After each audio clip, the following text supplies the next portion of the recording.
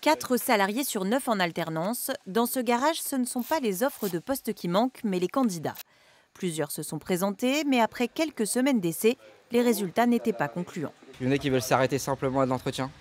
En fait, dès qu'on leur propose par exemple des formations pour tout ce qui est électrique, hybride, ils n'en veulent pas, ils veulent vraiment rester que sur la mécanique de base, sauf que nous ça ne nous convient pas parce qu'on veut évoluer quoi. Enfin ça évolue donc on n'a pas le choix de suivre. Il va falloir que tu te fasses un petit peu de place, éventuellement débrancher les durits d'eau, donc vidanger le circuit de refroidissement. La solution pour le patron, se tourner vers l'alternance et former ses futurs salariés. Après avoir passé son bac pro dans l'entreprise, Quentin a entamé une formation professionnalisante au mois de septembre dernier. Ce qui m'intéresse, c'est aller vraiment au bout du problème, ne pas m'arrêter à la première difficulté.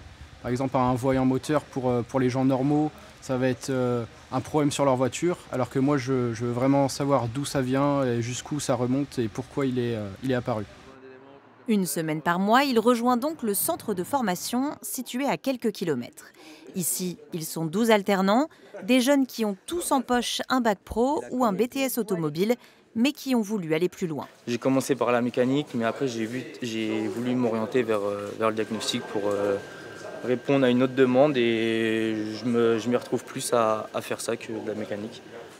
Réfléchir aux causes de la panne, réaliser un diagnostic comme une petite enquête électrique, des compétences nécessaires pour accompagner les changements du marché automobile. De ma génération à moi, quand il y avait une ampoule de stop qui était grillée, la plupart des mécaniciens qui étaient en atelier voulaient, pour certains, même pas du tout en entendre parler. Ça allait chez des électriciens parce qu'il y avait des vidanges, des distributions, des freins ou des diagnostics à faire mécaniques. Aujourd'hui, cette part, elle est intégrante finalement au bout du compte de la mécanique. On ne peut plus dissocier la partie mécanique de la partie électrique, c'est pas possible.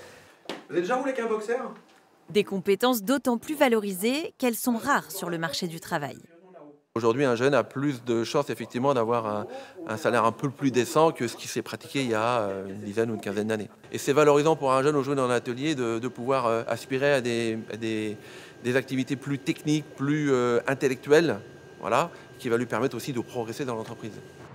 6 mois après la fin de cette formation, ils sont 93% à trouver un emploi avec des salaires qui varient entre le SMIC et 2 500 € bruts par mois.